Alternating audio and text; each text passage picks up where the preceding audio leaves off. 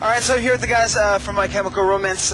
The last time we spoke, you had just released The Black Parade. Right. You knew you were on the verge of something big, but you couldn't quite define what was about to happen to this band. Now that you've been living with it for a while, do you kind of get a sense of what you did end up creating? I think so. I mean, every country we hit, we've seen a giant, cultural impact in every country we've gone to. So that's the biggest reward, I guess, is stepping off a plane and then being like, whoa, this record's having a huge impact here, It's places that we have never been before too, and it's places that you think you make a record in Los Angeles and or New York or wherever, and then so far away there's people that really understand what we created in there and really get it and enjoy it, and we see stuff like other parades before shows, and they do a lot of extra stuff that's just how much they like it, and it's really good to see.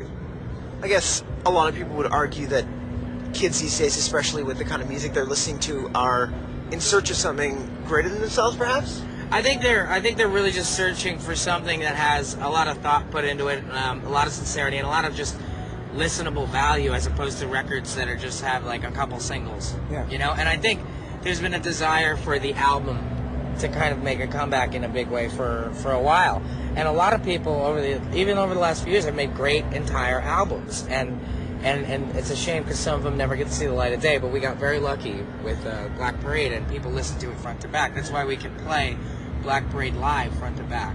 So This band started out speaking to, I guess, a generation of misfits. right.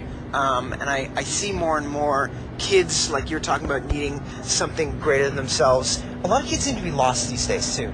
I think it didn't so much speak to the misfits as it just spoke to the youth in a certain way, because a lot of these kids were really young when 9/11 happened. Now, I don't even know if a lot of people realize the psychological effects of that to some of the youth, but these are going to be parents one day, and to kind of have something so tragic happen that you never thought possible, and then realize that you then have to maybe one day raise a child in that, I think there's a certain kind of terror that comes with that, and I think we were coming from that same place, and I think that's why it resonated with them. So I'm not sure, maybe everybody felt like an outsider because they weren't talking about it with each other, but I think speaking to a lot more than just outsiders. So You guys are getting to the age now, or at least a point in your life where I imagine you must think about that kind of thing. I mean, raising children, or I imagine teaching your children life lessons. You think about that?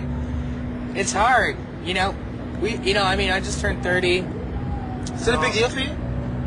Yeah, I like getting older. I actually I think it means you learn more. So, but I still have yet to really think about children. I guess I never saw it. I guess I had a certain kind of attitude when we started the band, and children didn't really fall into that. I guess I didn't see much hope when I started the band, but now I see a ton of it. So I guess I have to revisit that topic. How about you, Bob?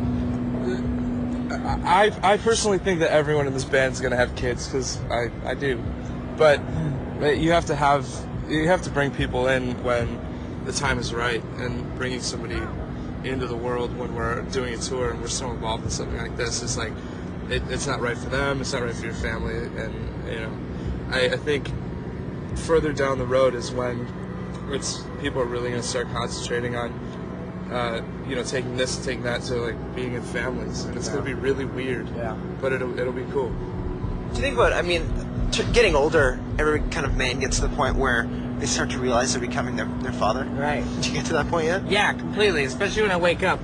Nowadays, I just look like my dad when I wake up. My dad kind of looks a lot like me, right? Mm-hmm. And his hair is kind of always pushed back. I always have my hair down, but in the morning it's always back. I look just like my dad.